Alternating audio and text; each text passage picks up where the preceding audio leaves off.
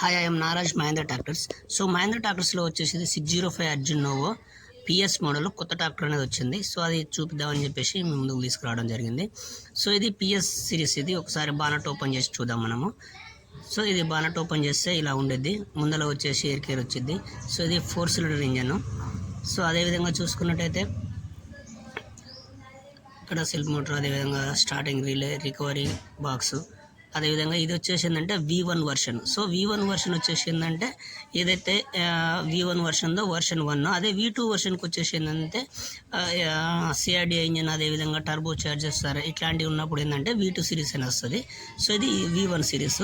So అదేవిధంగా front చూసుకున్నట్టయితే ఇది ఫ్రంట్ టైర్ వచ్చేసిందంటే 9.5x24 అనేది వచ్చింది ఇక్కడ.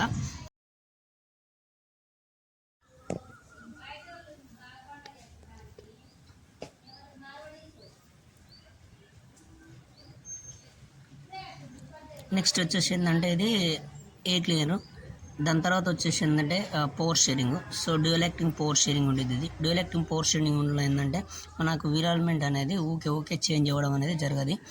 సో అదేవిధంగా మనకు వచ్చేసి ఏంటంటే చూడండి, పవర్ షేరింగ్ అనేది స్టాండ్ హెవీగా ఇవ్వడం జరిగింది.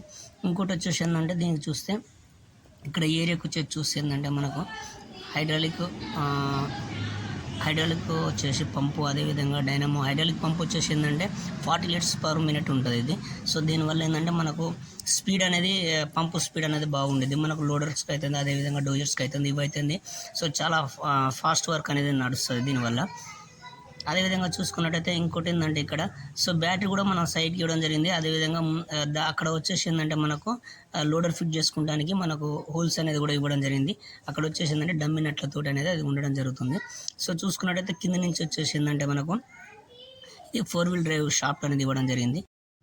ప్లీజ్ ఫాలో చేయండి. అదేవిధంగా మీకు ఈ ట్రాక్టర్ గురించి ఇంకా ఏమైనా వివరాలు కావాలంటే కామెంట్ రూపంలో తెలియజేయండి. మరిన్ని వివరాలు మీకు అందించే ప్రయత్నం చేస్తాను. Thank you.